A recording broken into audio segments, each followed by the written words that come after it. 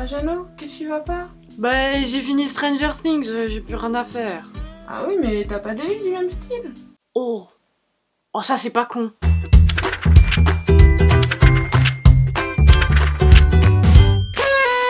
Bonjour et bienvenue, ici votre bon vieux Jeannot. Si vous êtes comme moi, vous avez sûrement binge-watché, comme disent les professionnels, Stranger Things en un jour, en une semaine. Bon, on n'est pas là pour parler de ça. Et maintenant, vous avez plus rien à vous mettre sous la dent. J'ai donc choisi aujourd'hui de vous faire une petite sélection de livres qui ont plus ou moins un rapport avec Stranger Things. Selon moi, libre aux interprétations. Pour commencer, j'avais envie de vous parler non pas d'un livre, mais d'une BD. Eh oui, après 10 vidéos, Jeannot vous recommande enfin une BD. Eh oui, je sais, ça vous fait plaisir. La BD, elle s'appelle Paper Girls et j'avais envie de vous en parler puisque on se retrouve avec une bande de petites filles et je me suis dit ouais, ça ressemble un petit peu, et il y a aussi beaucoup de science-fiction. C'est l'histoire d'une bande d'adolescentes qui tous les matins distribuent le courrier en vélo, c'est un job bien agréable, et le soir d'Halloween il va commencer à se passer des choses un petit peu étranges dans la ville. C'est une BD très colorée, très rigolote, il y a aussi beaucoup de girl power, moi ça m'a beaucoup plu, il y a aussi des sujets LGBT, et en fait c'est le genre de BD où on comprend pas tout, mais on a envie de continuer, on se dit oh on va peut-être finir par comprendre. Et dans ce sens là ça m'a un peu rappelé Stranger Things, les premiers épisodes on est un peu en mode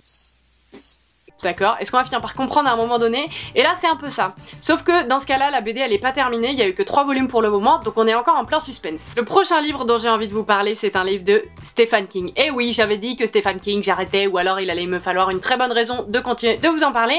Et cette bonne raison est arrivée puisque je vais vous parler de Salem. Ce livre, je crois que c'est celui de Stephen King dont j'ai le plus entendu parler sur la Booktubosphère, puisque c'est peut-être pas le plus connu, mais je pense que c'est le plus aimé, et c'est ça qui compte. Au tout début du livre, on a 2 enfants qui disparaissent de la ville, donc c'est un petit peu mystérieux, et c'est au même moment qu'on a 2 lascars qui viennent s'installer dans une maison en ville. Cette maison, elle est étrange puisque depuis que le dernier propriétaire s'est suicidé, plus personne n'y est retourné. Tu m'étonnes! Comme dans Stranger Things, il y a le côté disparition d'enfants, et il y a aussi le côté où on nous parle d'une petite ville. Et pourquoi j'ai aimé ce livre de Stephen King? Alors, déjà, il fait pas 1100 pages, ça aide, hein.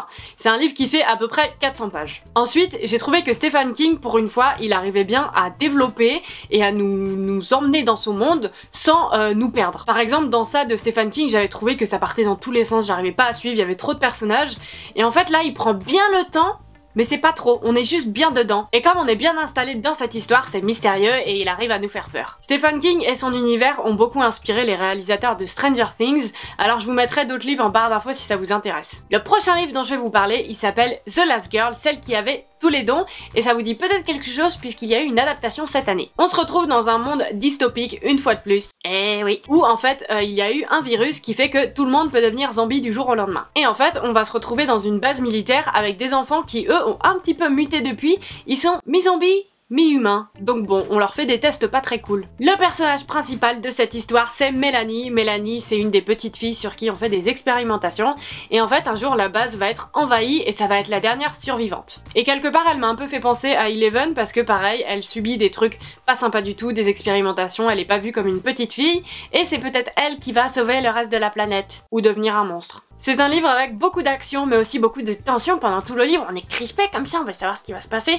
Du coup ça se lit tout seul, hein. Tout seul, enfin faut tourner les pages, hein. Et le petit dernier en bonus, bon qui est un petit peu éloigné mais j'avais quand même envie de vous en parler, ça s'appelle Player One et je pense que si ce qui vous plaît dans Stranger Things c'est les années 80, femmes des années 80, et que vous êtes un grand nostalgique de cette période, ça peut vraiment vous plaire. On se retrouve en 2044 où il y a eu des problèmes écologiques et économiques et en fait tout le monde se réfugie dans un monde virtuel qui s'appelle l'Oasis. En fait, les gens ils se réfugient un petit peu dans ce monde, ils peuvent aller à l'école, c'est là qu'ils ont surtout leur vie sociale, donc ça leur permet de s'évader. Sauf que, en fait, pas seulement. Quand le créateur de l'Oasis est mort, il a laissé des indices dans ce monde virtuel pour qu'en fait quelqu'un puisse retrouver sa fortune. Et nous, on va donc lire l'histoire de Wade qui essaye comme un fifou de retrouver ses petits indices dans l'Oasis. Concrètement, dans sa vie, il a pas beaucoup d'objectifs, il a pas beaucoup d'ambition, il veut juste trouver la thune. C'est un livre, au bout de genre 15 pages, j'étais en mode oh putain, ça me plaît. Et ça m'arrive rarement, vraiment dès le début de me dire, je sais que je vais kiffer. En fait, ce qui m'a plu tout de suite, c'est que même si c'est un monde dystopique, c'est très différent de tout ce que j'ai pu lire. Il y a ce côté jeu vidéo qui est relativement rarement abordé dans les livres, en tout cas que j'ai lus,